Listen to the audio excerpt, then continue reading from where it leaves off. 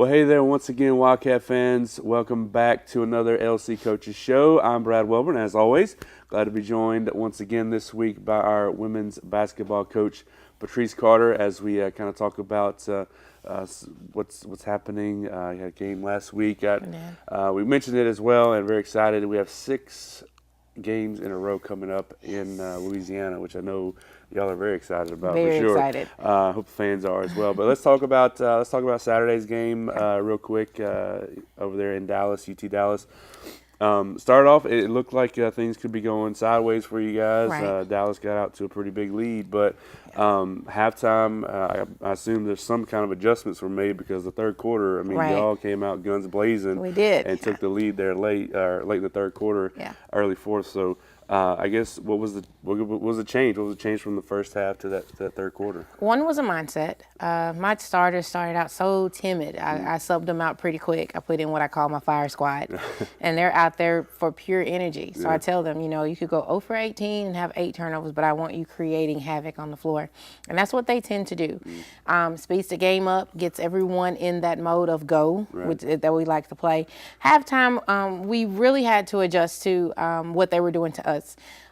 We took the time to talk. I allow them really to speak more in halftime than I do because they're on the floor. Right. They see where the holes are, where the problem areas are, and I have some senior leadership that are able to talk them through that.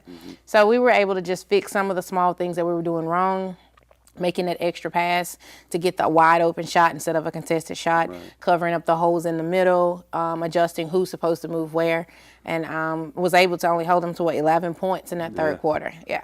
So that was a big difference. Yeah, and certainly against a team like Dallas that plays such tight and good defense, and that's really kind of what they're known for.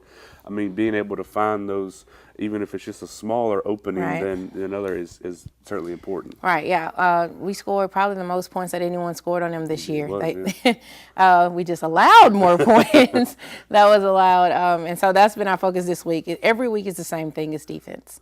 When you're playing a great team like Dallas, they turn any small mistake into points. And we lost by 8 in practice yesterday. I told the kids, think about, I asked who had a wide open point blank missed layup. 4 hands go up. That's 8 points. How many of you had a turnover that resulted in an uncontested layup? 4 hands go up. That's another 8 points. How many of you know that you missed one defensive assignment that caused a girl to get a wide open 3 shot? 4 hands go up. That's 12 points. And so small things. I may have did one of those 3 things, but when you have a team full of them, you only have those mistakes.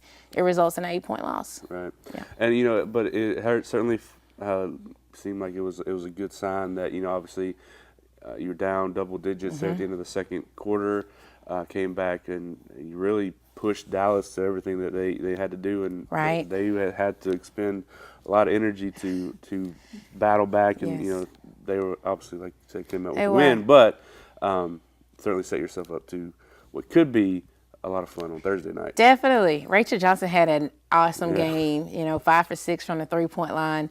That really kept us. Her and Courtney McGee had 3 jumpers, I think, down the stretch going into the halftime. That kept us within, the double digits in halftime and then got us within the lead. So great shooting the last 3 nights, last 3 games. We've had some pretty good shooting nights. We hope to keep that going. Thursday's going to be fun, because it's something that we really want. So the energy is going to be there no matter what. We've had some additions to the fans. The big heads are going to be out, so that's going to be fun to watch. So yeah, it should be a great game. Yeah, it's kind of an interesting thing, playing a team so close to back to back. I mean, obviously there's a few days in between, but no other game where you have to maybe work on something new for a specific opponent. I mean, you're literally playing the same team just a few days later. So there's some kind of different dynamic there. No, not at all. It's funny. One of my seniors texted me today and said, "Well, Coach, what do you think they're going to change? Are they going to change defenses? Are they going to?" And I said, "Well, they won, so I don't see them changing too much." But the fact that we had 22 points out of Brooke Jones, 17 points out of Rachel, 15 points out of McGee. I mean, it's kind of pick your poison. Whatever you want to do. If you want to double our bigs, our guards will take over. You want to take away our guards, our big will take over. So we're going to play our game. We're going to fix the mistakes that we did, and hopefully that's enough to overcome what we weren't able to overcome last week. And we talked about it, too, last time. Obviously, big opportunity lay ahead to certainly playing at home will help. Maybe with some momentum as we. I mean, it's only 6. It's crazy. There's only 6 games left in the season. I know. In the regular season, but still great opportunities to better position the team as far as standings and the tournament. Absolutely. You always want to get a win. Yeah. Always. If we can go 6-0 in the next games, I would be happy. Tyler could very well go 6-0 in these next games as well. You know, same thing could go for ETB or Dallas. What I'm looking at, though, I asked my girls, I was like, when you're comparing Dallas to ETB to Tyler, they're all tough. Yeah. They're all tough. So whether we end up, a 2 seed, a 3 seed, or a 4 seed, we're going to have to play one of the West teams, get by them, and then we're going to end up playing one of those on the East. So it's just kind of where it's going to fall, and we just got to be ready to battle whoever we get. Right. Yeah. All right, so there you go, folks. Thursday night, Rapides Coliseum, 5:30 tip-off for the women, and, of course, the men will play after that. And then a slew of games next week with Monday night's game against Belhaven, also at Rapides Coliseum, and then 2 next week at HO West. So be looking forward to that. And I know also wanted to mention we got some things coming up, certainly down the pipeline as far as peripheral things beyond just the game. Right. That'll be happening. I know we have faculty staff appreciation on Monday night, right. and Field to Field House as well. So maybe a couple thoughts about those things. Absolutely. Monday, we've invited an entire faculty and staff at Louisiana College to join us. We're going to feed you a little bit. Hopefully you get to see some very good basketball because the games were very good at Belhaven. Yeah. They're going to come for revenge for sure. Thursday against LaTourneau, we'll have Field to Field House where it's free admission at HOS. We'll be back on campus. So we're looking literally to pack the house and have some fun with that. And then, of course, be on the lookout through social media and the website for other things we kind of have in the works as well for the rest of the games, because we have games all the way through February 17th. So yes, it'll be a fun time for sure.